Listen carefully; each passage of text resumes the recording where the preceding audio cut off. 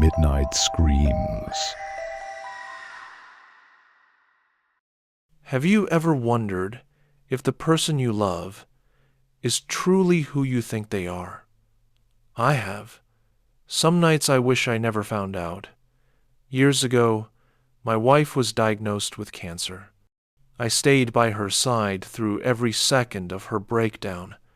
She had always been strong, the kind of person who held everyone else together, but after the diagnosis, she shut down. Locked herself in the bedroom for days at a time, barely spoke, barely ate unless I brought food to the door.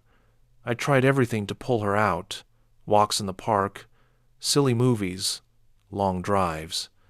Sometimes it worked. Sometimes she'd even smile.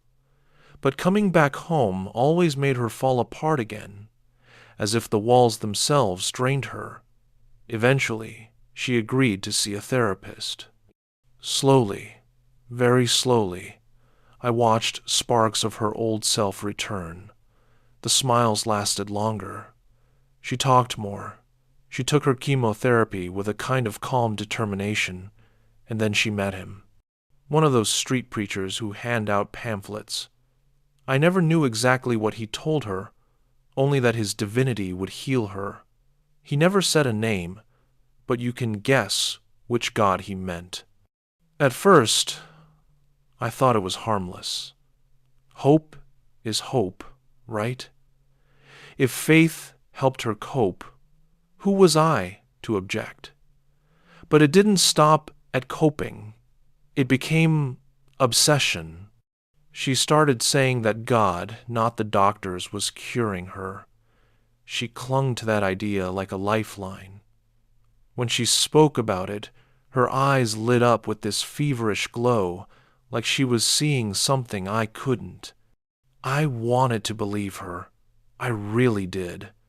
But then the strange days began.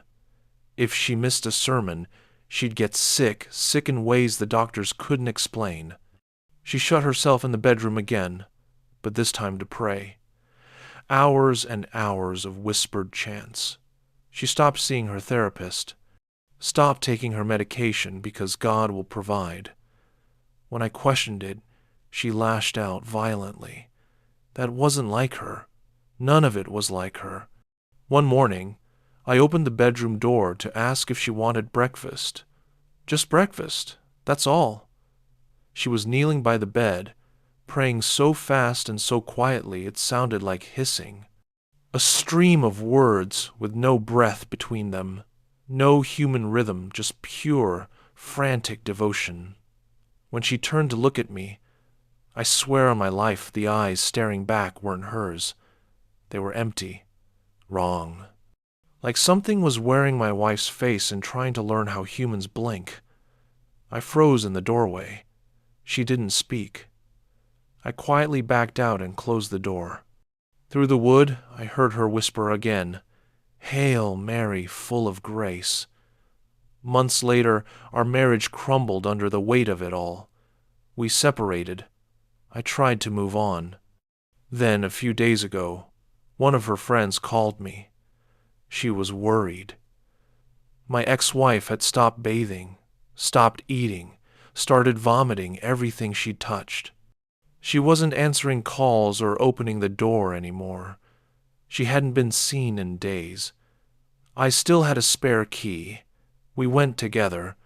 The moment we opened the door, a wave of rot, thick, wet, putrid, hit us. Her friend ran outside to vomit on the sidewalk. I covered my face with my shirt. Inside, every wall was plastered with religious images, dozens of them overlapping saints, angels, crosses, prayers, scribbled on torn notebook paper, a suffocating collage of devotion. And then we heard it, praying, soft, constant, frantic. We approached her bedroom. The door felt heavy, like something was pushing from the inside. When we forced it open, the reason hit us.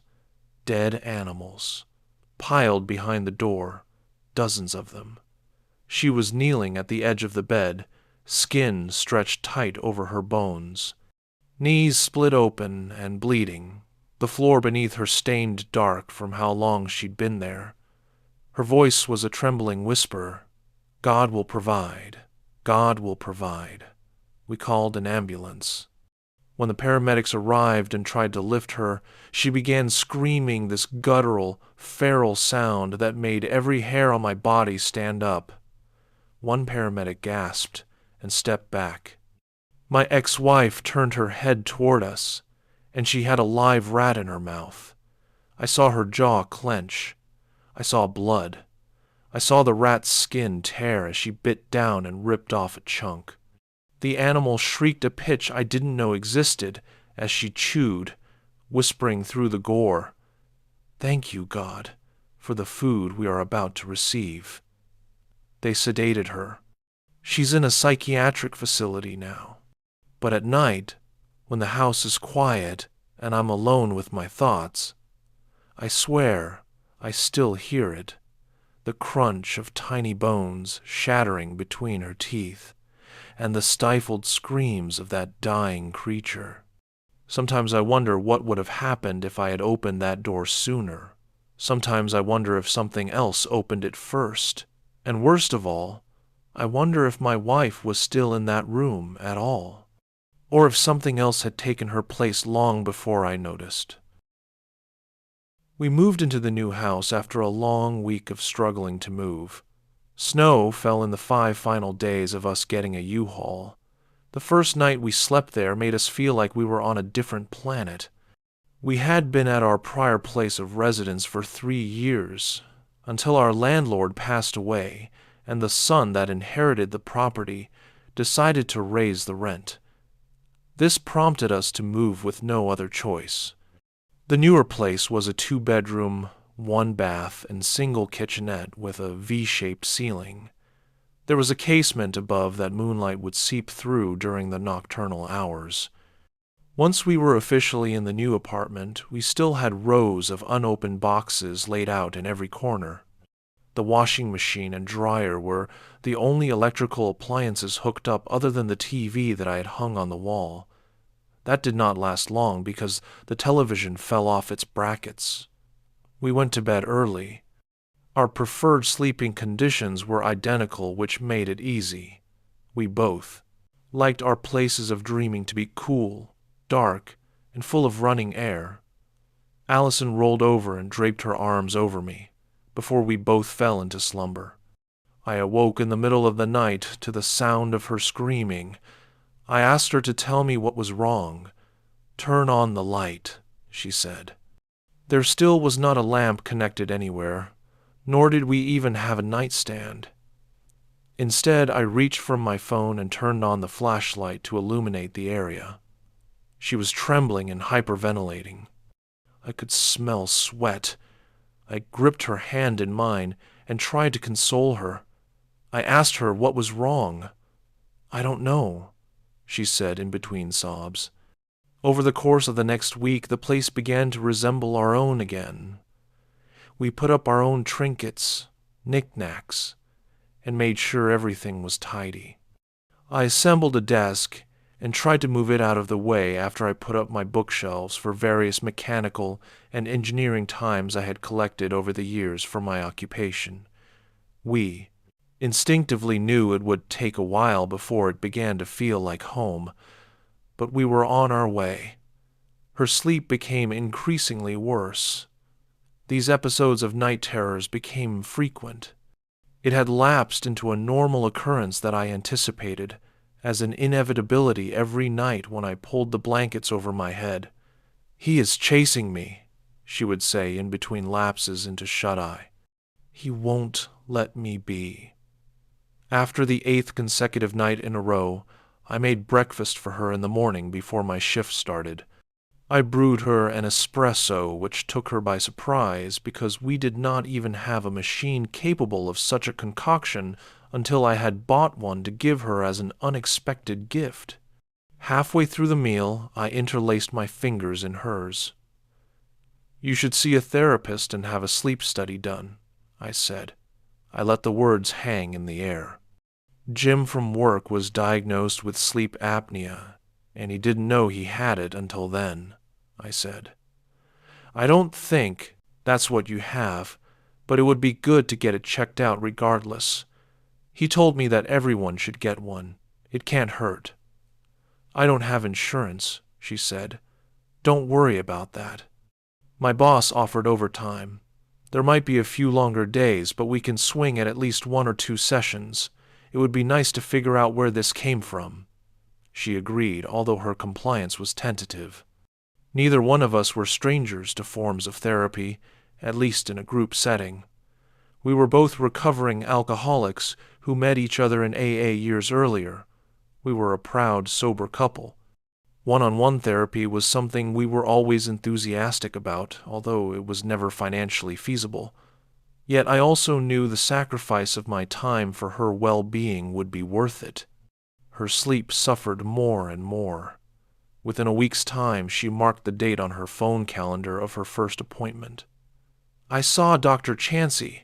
She told me one night before we were about to sleep. I was guilt-stricken over not having remembered it was that day. How did it go? He asked me a lot of questions about my genetics. He wanted to know if anyone else in my family was prone to night terrors. I told him I didn't know, but I didn't think so. It's impossible to be completely sure. Allison's parents were killed in a car accident when she was only 4 years old. Shortly afterwards, she was adopted by a family in a German commune in Pennsylvania. Following 4 years of what could be called stability, her parents ended up being ostracized due to the adoptive father having an affair. Such an action did not bode well for their religious beliefs, despite how the men tried to blame her adoptive mother instead for a period of time. But the actual evidence was irrefutable. The man raising her was reported by the mistress. It was a lifetime of constant moving and various forms of familial identity conflicts before she left home on her own and got a degree in accounting. Did you tell the doctor about your... I wanted to inquire if she had brought up the fact that she was now afraid of the dark. Saying the phrase out loud seemed an impossible task. Conceptualizing it in my own mind gave me a sense of absurd questioning at the reality of it. I was hesitant to complete my sentence out of fear of it coming across as a judgmental phrasing. Such a statement had not been uttered since my childhood. I did. He calls it nyctophobia. He said that it can manifest in adults later in life. He asked me if I've been under stress lately. I said the move didn't help either one of us. I hugged her. I reassured her that we were about to gain a new sense of normalcy. She asked if I could keep the lamp on. I had been meaning to buy a nightlight that would be less bright, but in the meantime I had purchased a sleep mask. This helped a little bit, although it still was not foolproof as some of the luminescence would creep in at the edges of my peripheries, especially with the triangular window above the foyer, causing the moon's rays to seep in through the door cracks of our bedroom. As I tried to get some slumber, I questioned how much I believed in my closing statement to her. I pictured a future where we would settle into comfortable routines. Every day could be a well-rested one without the looming threat of experimental antidepressants full of possible side effects. The idea of gaining a normal life that would be easy to adapt to as the cure rather than strange chemical strategy was comforting. I lingered on it. Although I knew it could have been a wish, it still helped me get to sleep. I was awoken once again. Allison screamed and thrashed. I grabbed her arms and tried to shake her into consciousness. "It tried to kill me," she said. Her voice sounded hoarse, desperate, and full of terror. "What did?" He looks like a stick figure made of ash. Honey, it was a nightmare. Whatever it was isn't real." She did not argue with me, but my words did not give her comfort. She stood, went to the main doorway, and turned on the light in the room. I looked at the clock, and it was 3 in the morning. She went back to bed and shut her eyes while I stewed and tried to sleep in the middle of what might as well have been a giant flashlight. We sat next to one another in the office of Dr. Chansey. Although I had fought to get us a Zoom appointment, the practitioner was convinced that he needed to see her in person.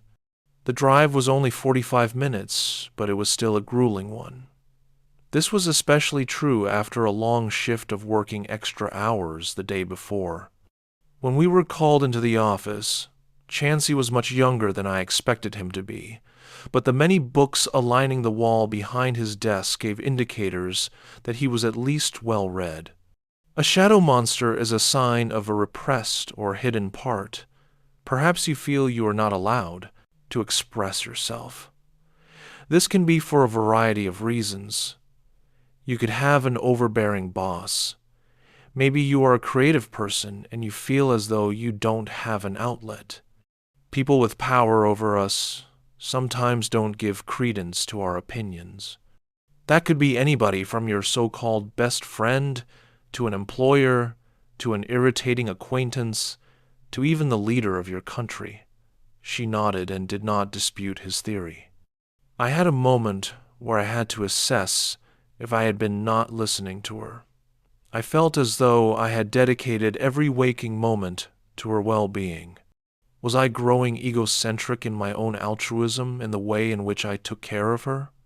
Perhaps I thought that the material comforts and even psychological treatments I worked hard to provide was enough, and I was not emotionally present for her because, deep down, I was convinced I did not have to be. Feelings of both anger and self-deprecation flowed through me. The rage was a result of Chansey acknowledging that it could be me, even though he did it indirectly by talking about any other example except for husband. It had to be me, I reasoned. Her boss at the accounting office was Polite X. I had only heard Allison complain about her one time in the last 3 years.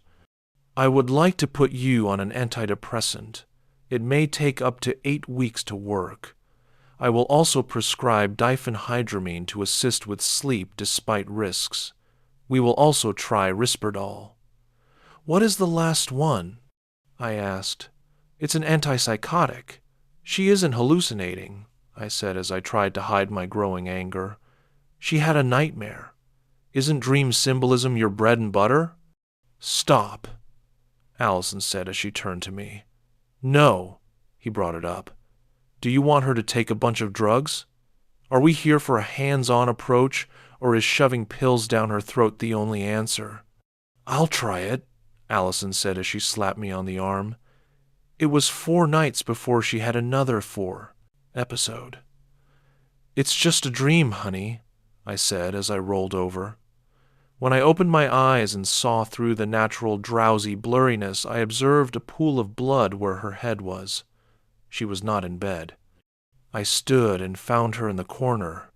Her knees were clutched to her chest, and she was rocking back and forth in her white nightgown splattered in crimson. It looked as though she was crying, tears made of red. Upon closer inspection, I could not figure out what was wrong. I considered how there could be an invader in the apartment. You need to tell me what's happening right now, I said. I bent down and clutched both of her arms. I can't. The dark takes me. It blankets itself around me and won't let me go. It's the coldest, loneliest feeling I've ever had.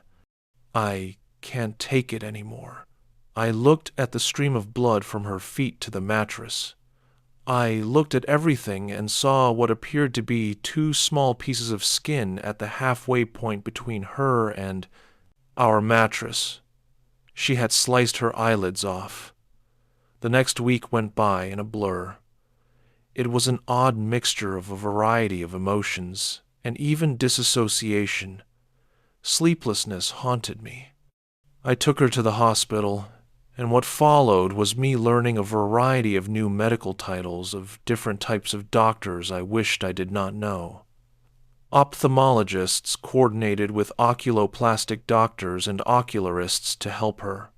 This resulted in a $20,000 hospital bill for 2 silicone prosthetic replacements, which were very lifelike but texturally uncanny enough to serve as a reminder as to what happened that night. When she was in the hospital recovering from surgery, she grabbed me by the lapels and pulled me in close. "You have to believe it wasn't me," she said. "What do you mean? You're telling me it was an intruder?" "It was the Ashen Man," she said. I tried not to judge, roll my eyes, or get upset. Calling her delusional would not be helpful. I had learned in AA that what some in recovery call dry drunk behavior is always lying in wait for the alcoholic. Such behavior is characterized by blaming and judging everyone around you and not taking any ownership for negative occurrences. I was self-conscious about this and tried to approach every problem with an open mind regarding who could be at fault or what needed to be done to fix the situation. I tried to take accountability for my own mental health as well as my circumstances. Theoretically, this was supposed to help relationships both professional and romantic. Yet I was unable to summon that maturity. "You've got to be kidding," I said. "There is no such thing. Monsters only exist on Netflix and in Washington, D.C. "Honey, you don't understand." For the first time ever, I interrupted and even shushed her. I would later feel guilty. They made her stay another night. I drove home because I still had to go to work. I laid in bed and knew sleep would be an impossible task. I turned all the lights off, and it was good to sit in darkness again. I cannot remember if I closed my eyes or not before I saw something at the other end of the room. It was a silhouette with a scrawny body. The creature's arms were longer than its torso, hands shaped like stalagmites extended towards me. The sharp fingers were clear even in the blackness as a shadow puppet against the light of a projector. When it brushed against me, I felt its touch. It was cold and balmy, like the claws had been dipped in some sort of liquid, and when I stared at its face in abject horror, I rolled out of bed. When I awoke, I processed the event. I had been a staunch believer in nothing other than our own limited shelf life as human beings. Spiritual phenomena was something I had always tried to have an open mind about, but could never fully accept. I fell on the side of physicality, of materialism. After that experience, I decided my wife and I having the same visions was not coincidence. The next day, I entertained the notion of it being shared psychosis, but I could not believe that was the root cause either. When the physician said Allison could leave the hospital, I picked her up and drove her to a friend's house one state over. I had already moved all of our things into my friend's spare bedroom and even transferred to another work site through my company there. She was concerned about her accounting job. I told her I would support her fully with 2 jobs if I had to, a promise I have since kept for the last 6 months. We eventually found a smaller but comfortable apartment near a set of train tracks. The place is clean, but our neighbors are likely dangerous people. In a strange way, they are still less frightening than what we dealt with before. The visions of the Ashen Man did stop. Life still has not been normal, however. Allison deals with physical discomfort due to not being able to close her eyes all the way still. Some days there is drooping.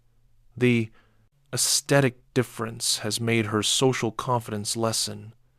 Sometimes I stand on the rooftop of the building we live in to get some fresh air. Every once in a while I will look out at the field across the way and see a skinny man between the trees. And while he stands still and has never moved whenever my eyes have been on him, I often think about what his hands may look like up close. A darker part of me considers if the waking realm is the only one he exists in. The children's costumes are getting worse every Halloween. One thing to know about me: I love Halloween. Always have, always will. Every October, I spend thousands making sure my house is the spookiest on the block. The decorations put even some of the local haunted houses to shame, though I make sure not to go too crazy. Don't want another HOA citation. I also give out the best treats. King-size candy bars. That's right. King-size. It's no wonder so many trick-or-treaters come crowding outside my door each year. But of course, they'll have to earn it first. So many kids nowadays don't take Halloween seriously, throwing on last-minute costumes just to feed their sugar fix and rot their teeth out. You only get so many Halloweens before people start saying you're too old, and these brats are wasting them. Don't they know that some people would kill to be that age again? Young. Young like the girl currently ringing my doorbell. Thwick or thwet, she lisps between two missing front teeth while lifting up her treat bag. She can't be older than 6, and her costume isn't really much of one at all, just an ordinary child's romper that cuts off above her terribly scraped-up knees, like she'd fallen on the way here. I feign a smile of my own. Now aren't you a cutie? Were you so excited to go trick-or-treating that you forgot to put on your costume, dear?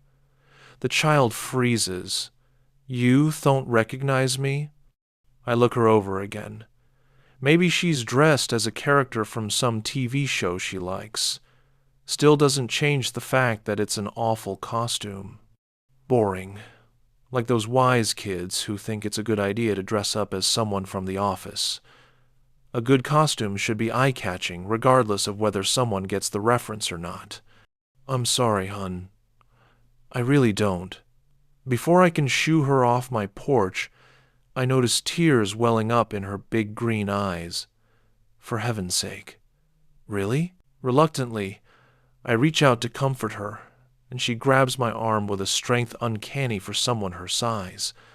An ugly, guttural sound emanates from her throat as she chokes back sobs. But you...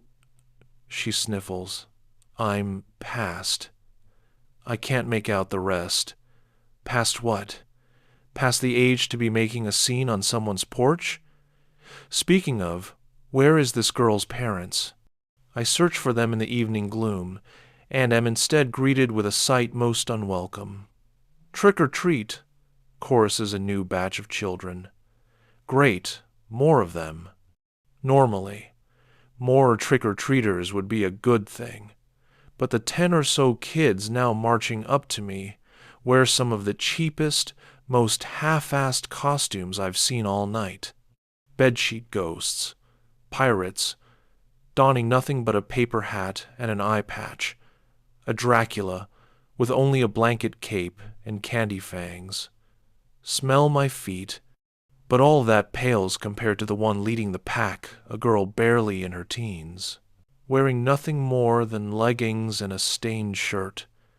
In one hand holds a pillowcase to stow her treats, and in the other a coffee mug for some god-forsaken reason. Upon climbing the last step, she flashes me the most insufferable grin, finishing the song with, "Give me something good to eat." That does it. Everything starts to go red, and my blood boils. Anyone who can't be bothered to dress up properly for Halloween deserves nothing. Maddeningly enough, the adolescent has the audacity to look confused at what I said. She doesn't recognize us, cries the first little girl, still latched onto my arm.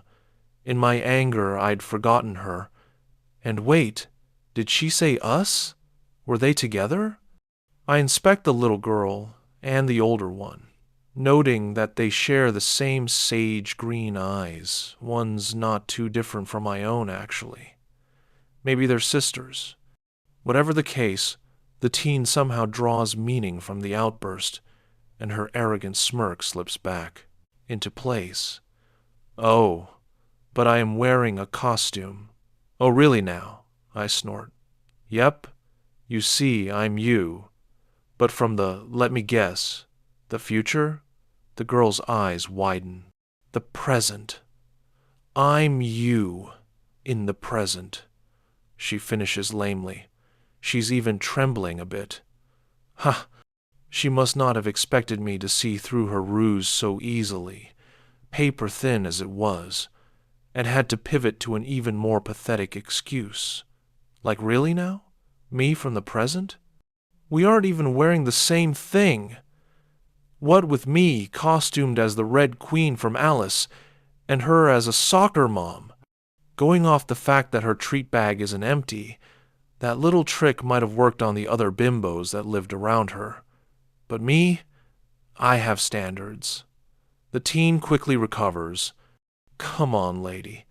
Don't be a Scrooge.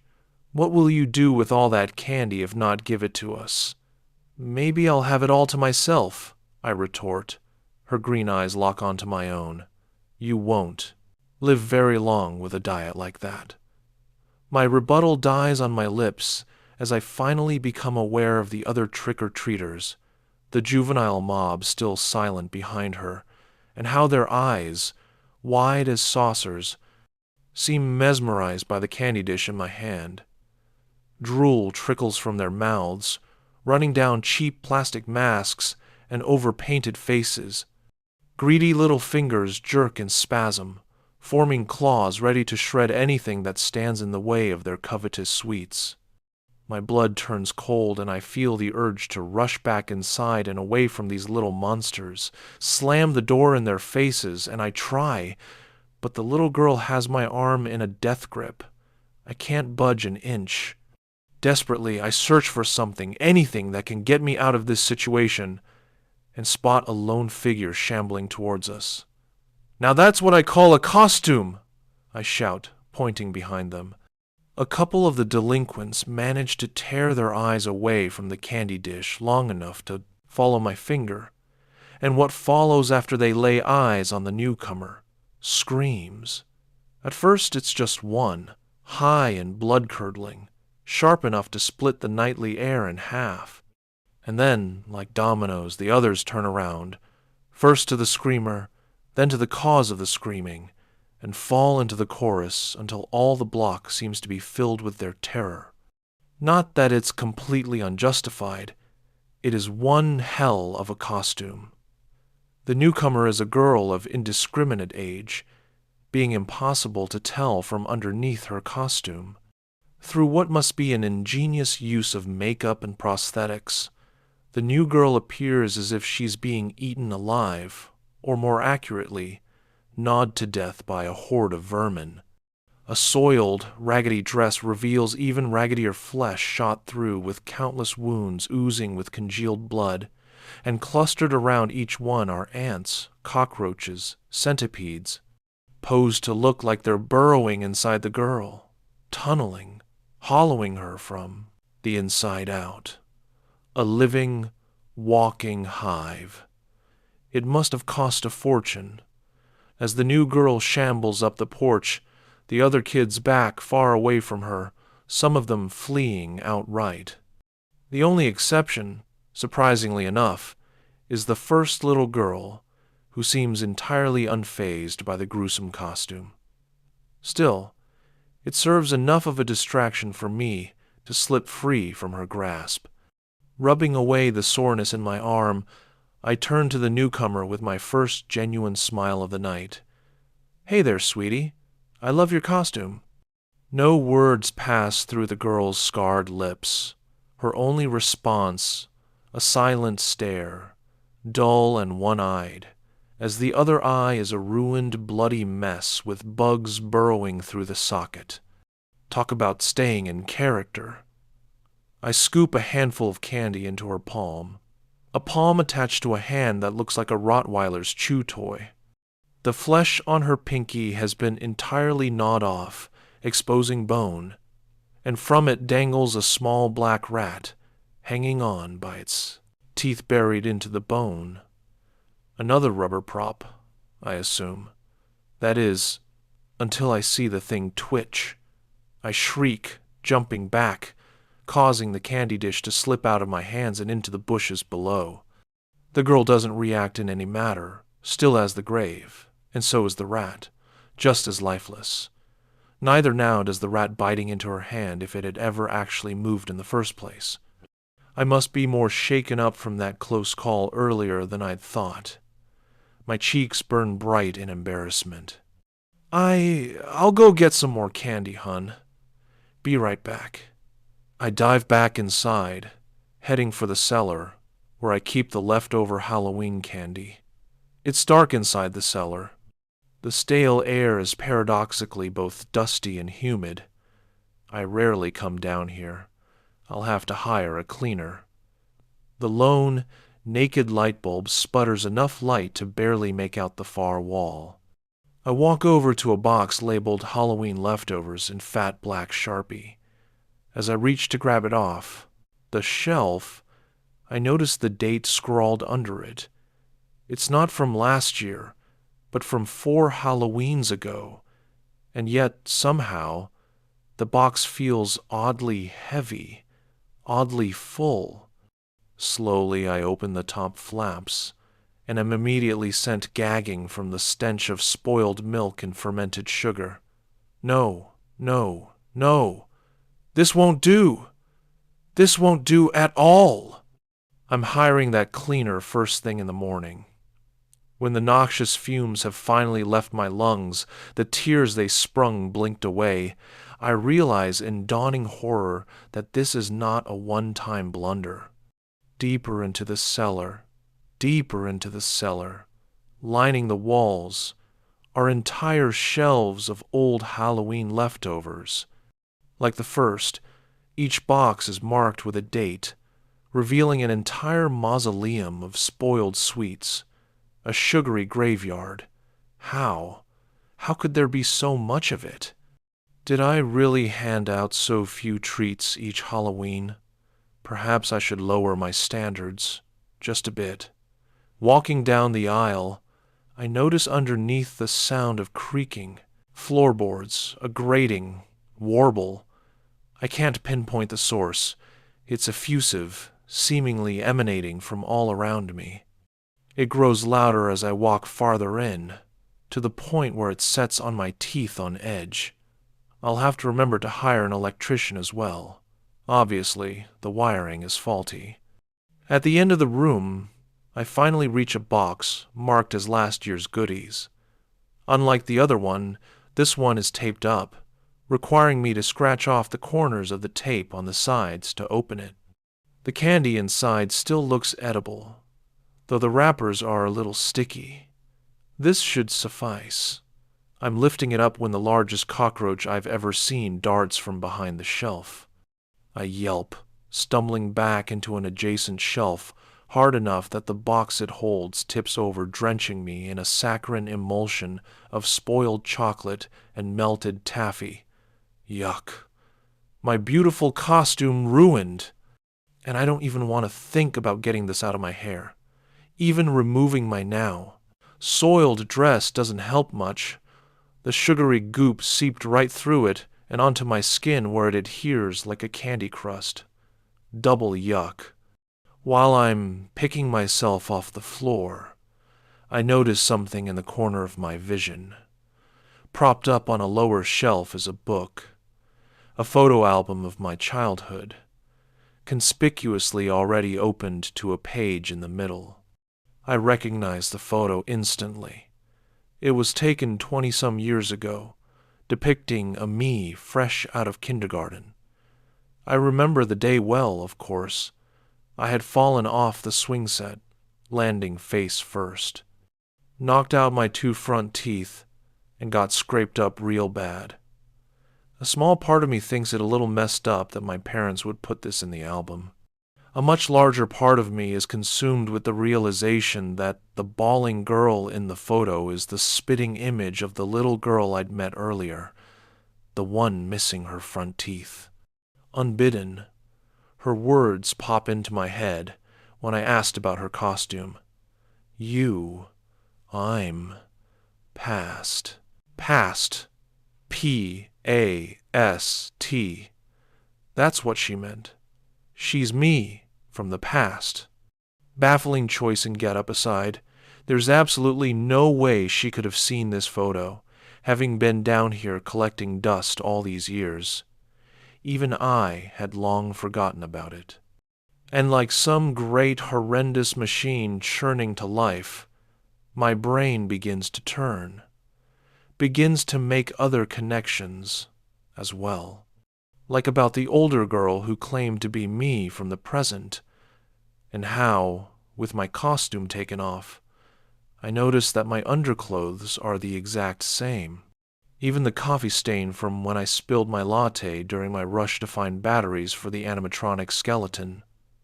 Okay, so there's one girl dressed up as the me of the past, another as the me in present.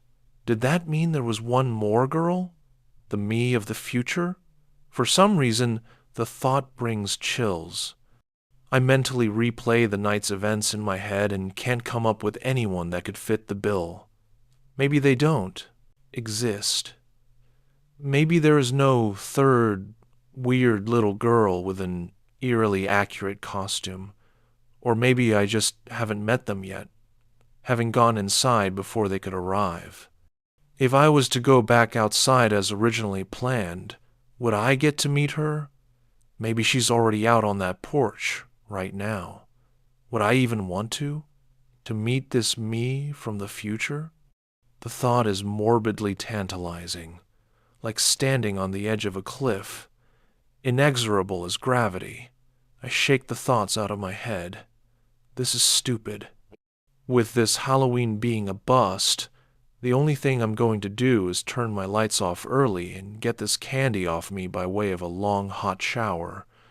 Picking myself up, I dust myself off, or try to anyway. The gummy sweets adhere too strongly to my skin and clothes to brush off. Definitely going to need that shower. I make my way to exit, but when I try the door, it refuses to budge, because of course it wouldn't. Guess I'll have to hire a locksmith too. I never should have come down here. I shoot a text to my maid, who has a spare key of my house. 2 minutes later, and still no response. Just because you're on your day off doesn't mean you can't pick up your calls, Martha. Good grief. For a second, I debate calling 911, but ultimately decide against it. It's not really an emergency. Besides, I don't want to give any of those terminally bored housewives I'm unfortunate to call neighbors anything more to gawk at. Decision made, I plop down on the floor, determined to wait until the maid sees my text, or at the very worst, when she undoubtedly finds me at 6 a.m., tomorrow, when she reports in for work. But as the minutes while away in this dusty cellar, the night's events and revelations begin to gnaw at me. I realize that I'm breathing way too fast. Try to do some breath exercises. Doesn't work. I heard once that journaling can be calming, hence this little story I wrote on my phone, recounting this strange series of events from start to finish. It helps a little, I think. I'm still debating whether I should actually post it or not. On one hand, I'm not much for strangers prying into my business, but on the other, commiserating with strangers on the shittiness today's generation of kids could very much be what I need to get through this even shittier situation. In the midst of my typing, the buzzing sounds reach a peak, taking on a new form that sounds almost like chittering, a cacophonous noise coming from all around me. I lift my eyes, and am met with hundreds more, belonging to a horde of vermin. In every direction lies ants and roaches and rats, all grotesquely fat from years of gorging on spoiled sweets, and I can tell from the way they look at my sugar-saturated form. Their appetite isn't quite sated yet. Their ravenous gaze brings to mind the kids still waiting on my porch. All of them had had that same hungry look. Well, all except one. The last girl in the impressively made costume. I had seen something almost sad in her one remaining eye, an eye of sage green, just like my own. I'm already onto my feet, pounding on the door before I realize the scream tearing out of my throat, noticed only through the burning of vocal cords shredding themselves against each other. The sound itself doesn't even reach my own ears, drowned out as it is by the scuttling of thousands of clawed feet and the chittering of gnashing teeth. I don't dare look back, vision narrowing solely to the door in front of me, and how it can't be locked because the knob turns and yet it won't fucking move. I fumble around with my phone, madly shaking legs to get bugs and worse from crawling up them, and turn on the flashlight. Glued, stuck within the door hinges is some gummy substance. Old taffy. Desperate, I try clawing it off, but recoil when I feel a sharp pain in my hand. I lift my hand up to the phone's light. Dangling off my pinky is a small, mottled black rat. It had bitten me right down to the bone. I like chatting online. I have more online friends than real-life ones. I'm both an introvert and chronically ill, so I rarely leave the house. I sometimes start chatting to listen to people. I sometimes try networking. I want to be a great horror author one day. I regret being so eager to chat now. I chat with a British dude living in the Netherlands with his partner. He's nice to talk to. I was checking Reddit to see if he had replied to any of my messages. He hadn't, so I went to check the paranormal subreddit. I scrolled down several banana lengths and I found a new post, not even half an hour old. It was recruiting people to join a group, an organization. I clicked on the link, and it led me to a strange site. It was well designed, but very weird. I didn't meet their requirements to apply, and it gave me the impression of a scam. I thought they were posing as a European secret society in a subreddit full of people they deemed impressionable, to scam people. Well aware of this, I looked for a way to contact them. They called themselves the Watchers or Les Veilleurs. I found a form at the bottom of the landing page, and I wrote a snarky and mocking message. I accused them of using conspiracy theories to attract clicks. I made fun of them. I didn't expect any reply. But a few days later I checked my inbox. The header said, "Me, admin." The person replied with their name. I can only give their last name, Dubois. He was friendly and addressed my questions. He spoke of seeing beyond illusions. He said he had been ignorant when he was my age, but soon learned that the world worked differently. He debunked all the conspiracy theories that my father had tried to force on me. He said that the truth was darker, as it did not fit models or paradigms. We started corresponding back and forth. I found it interesting.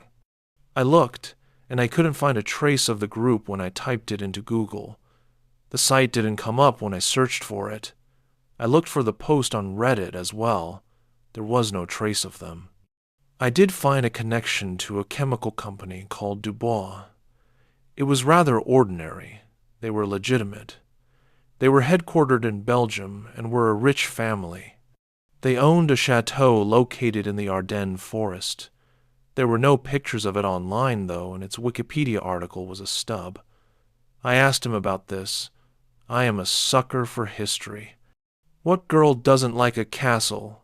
He didn't reply. For a while, I sent him 2 more emails. Nothing. I asked a few people online. Most had no idea of what I was talking about. A Belgian man, living in England, spoke of horrible crimes being committed at their castle.